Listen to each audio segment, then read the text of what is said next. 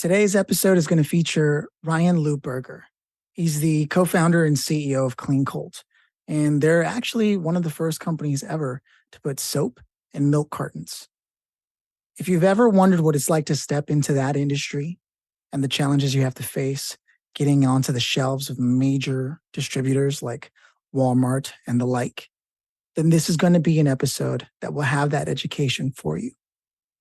It'll also tell you as a leader some of the ways to make sure that you overcome the stresses of having to lead a company like that. Now, granted, what I've learned from every CEO I've ever interviewed is that they welcome that level of stress. It's not their favorite thing, but they also understand it's a necessity as part of being a CEO or a founder of a startup. This is an episode I guarantee you'll be able to appreciate, not only for its insight in the industry itself of consumer products, but also just taking a look at the way another CEO, another founder runs their startup. Without further ado, here's Ryan. So you have started something called Cleancult, and I'd love it if in your own words, you could sort of share what it is that you believe Cleancult stands for and what it is you do. Yeah, so roughly 4 years ago, looked at the back of my bottle of laundry detergent and didn't see any ingredients. And older kid, so said, why aren't there ingredients, right? Why aren't there cleaning products, ingredients generally? And it's a dirty space. So did all this research and it's completely unregulated, right? So Europe bans over 1,400 chemicals that the US allows. I was like, well, that doesn't make sense. So then looked at the natural products, the Myers Baby Organic 7 Gen, they were all covered in plastic packaging. And it was like, how can these better for the world products use so much petroleum-based packaging? It was like, this doesn't make sense either. So fundamentally said, there's just a real gap here is how could we deliver sustainability from end to end with something that's beautiful, effective, and the same price? So we make natural cleaners in paper packaging versus plastic. We are the first company in the world to put hand soap, dish soap, all-purpose, and laundry in a milk carton instead of plastic bottles. So launched almost 4 or 5 years ago now, distributed nationwide at Walmart, CVS, Walgreens. And our mission is to, fundamentally change and shift the household cleaning industry, but without having to shift behavior. So that's our goal and vision. Now, I'm 100% sure that you came across a lot of backlash because anytime you sort of upset the status quo, and especially in the industry like, consumer products that people can buy, you've got to get letters, you've got to get, hate mail, whatever the case is. What was that like if it did happen? Yes, the first true barriers were just, frankly, leakage, like literally soap leaking on our production floor. So before the letters came, the product itself was a test. The product itself. So frankly, the first 3 years, it wasn't the status quo that was challenging. It was trying to put a caustic product or an all-purpose cleaner in paper. So we had times that I was up 4 a.m. on the floor of our, basically machinery with an inch of soap, right? Because we had to completely reinvent this. So that was really the challenge of the first couple of years. And then we did get letters. We've gotten letters from, some of the leading people that you would know in the space. But, look, I think I've actually been very impressed at their willingness to want to go zero waste, but their inability to do so. So we've actually had a lot of discussions with most of, those parties, and they want to change, they just can't, right? So they keep launching a dilutable, a dissolvable, something that removes plastic, but 99.9% of their business isn't plastic. So they have dual thoughts. So on one side, we've been really impressed at how excited they've been, but on the other side, they're not doing anything with it. So it's a complex category for us because, we know they want to shift, but it's just really challenging to do so. Yeah. Now that I think about it, as you're saying that, I'm running through all the products that I've come across in my head. And sometimes I see them do other things where it's supposedly kind of better because you can just now toss it in. But the truth is, it's still inside of some kind of plastic. And the number of things that I think about that are actually in plastic. I think like the only boxed drinks I've seen are, alternative milks and some boxed water. But other than that, everything has plastic. Yeah. The crazy piece too is it didn't always used to be that way. So 30, 40 years ago, our laundry detergent was in a box. It used to be in a box. It was a powder laundry detergent in a paper corrugate box. Yeah.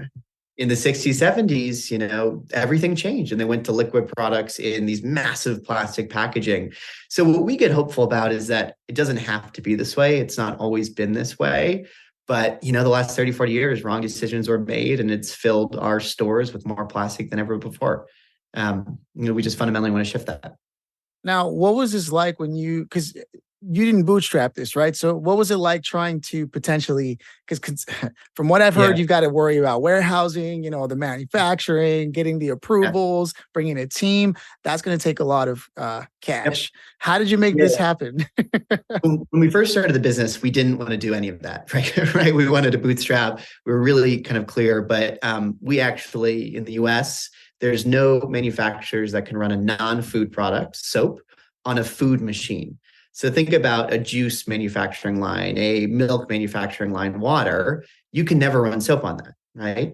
And there's also a lot of technical challenges. So we actually had to buy all of our own machinery and literally build and innovate from scratch. So we have 14, 15 patent pendings, a lot of trademarks. So that took a lot of money. So we have gone through, a total of probably publicly, maybe 4 fundraising rounds, pre-seed, seed, Series A, and Series B. Privately, many more with bridges and the like. And it's taken a long time. So we closed our Series B in August of 21 with a great group of investors: Kevin Hart, Zach Efron, some really good consumer investors here in New York, 26 million. But it took time to get there, right? So we have, transparently over 100 investors from angels, family offices, private equity, and it's a diverse group. So it's taken a long time. We call it the dark years of the early days. We were almost $1 million in debt at times and almost didn't close the round, and we are where we are today. But it's timely. Like dog years, I feel like we've been at this for longer than we have. But we're stable now. We're in a really exciting place, and we feel like we've hit our stride. Now, one of the interesting things about a product like this is, how do you market something like this, like every day? It's more exciting than, cardboard boxes for people moving, but it's Yeah. still not like how do you make, because marketing is always trying to make things sexy. Yep. And this is soap we're talking about, right? Laundry detergent. What were Yeah. some of the challenges you came across with actually trying to get this on the shelves? There's politics with that, but then like getting it Yeah. off the shelves on top of that Yep. is a different challenge, right? Yes, we've had 2 journeys, like 2 separate stages of this company. The first was direct to consumer. The second was retail. So the D2C landscape, it was frankly easier because we could tell the story. Did a lot of long form YouTube videos, a lot of Facebook marketing, and built the business to a healthy number. But then the iOS shift happened and D2C became frankly cost prohibitive to scale. So still have a healthy business there, but that was feasible, right? Humorous marketing. We have, frankly, shirtless videos, Zach and me using soap, my co-founders. So just fun stuff, right? And people get it. We all need to reduce plastic and household cleaning. It's covered in plastic bottles.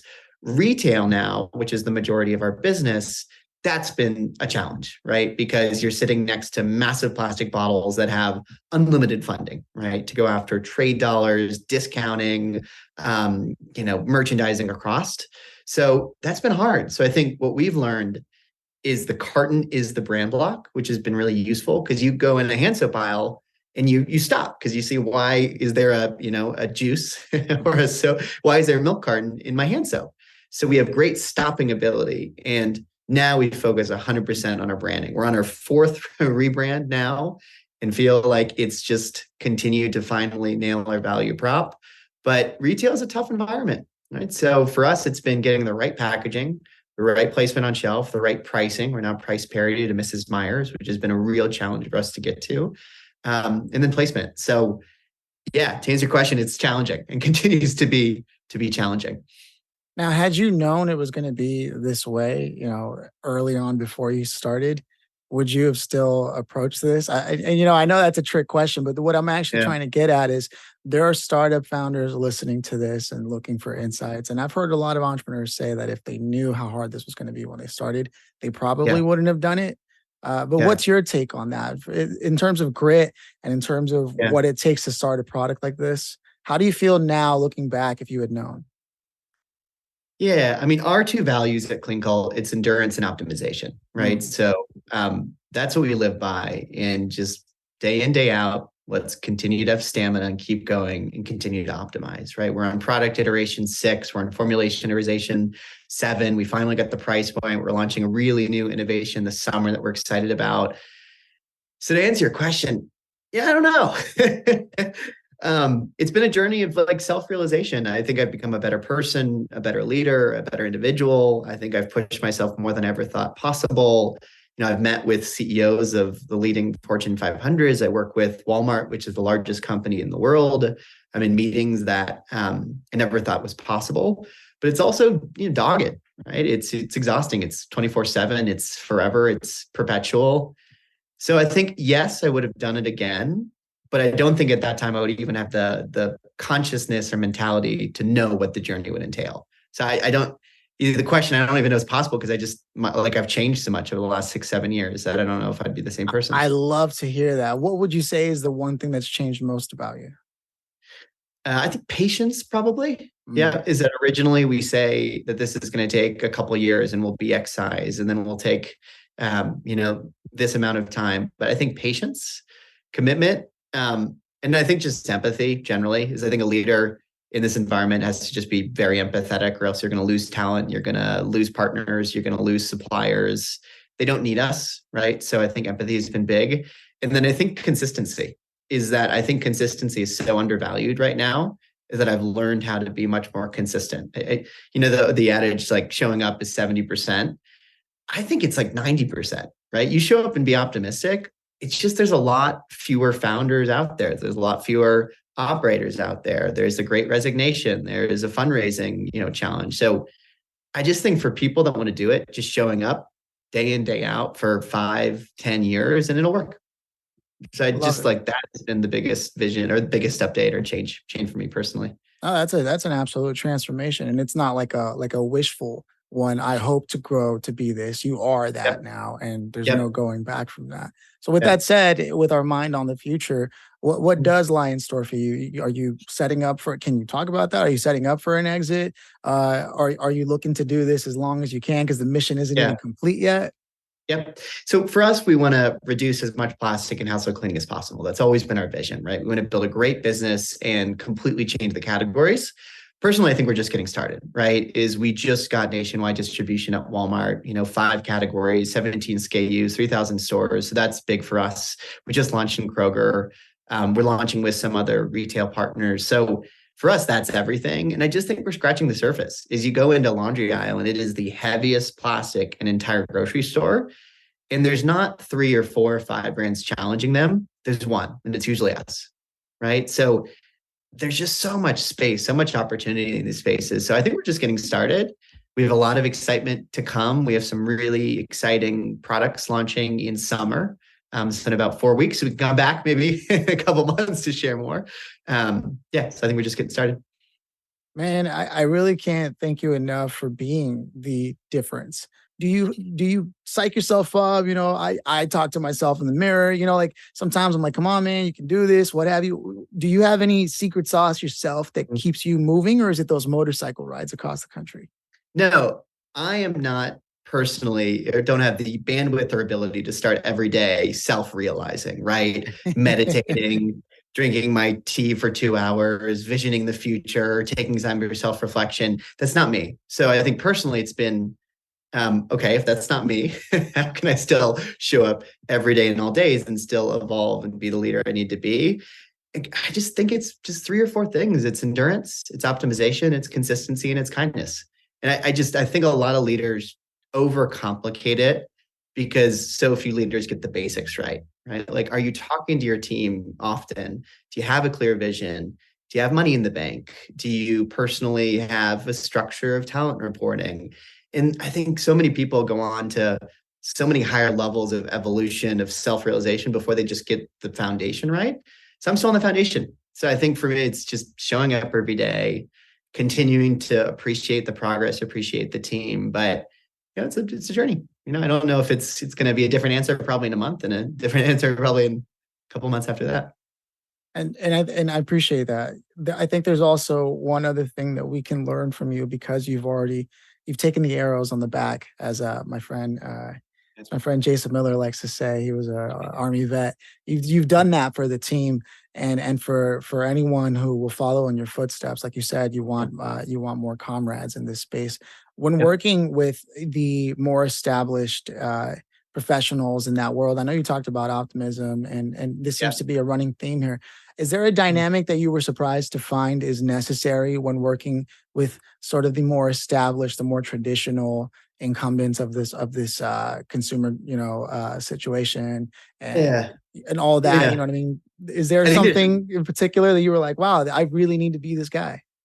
Yeah, I think there's two. It's like we actually see incumbents, excuse me, for our team and also strategics, right? So from a talent perspective, we have the director of sales from Method, the COO from Method, the VP of marketing from Method. So we've really tried to get out the most relevant and specific individuals for our executive team, right? And that's come with challenges because I'm a younger leader. It's a first time Mhm. founder, and you're dealing with people with 30 years of experience, right? So I think the dynamics there are complicated, but I also think they've been somewhat just more exciting, beneficial for me personally, because you learn so much from them. But I think the biggest opportunity is they also learn a lot from you. So that's been really nice to see is the relationship. It's complex, but wonderful in a lot of different ways. So that's, we say incumbent, like with a talent, right? Because they come from the Yeah. leading cleaners.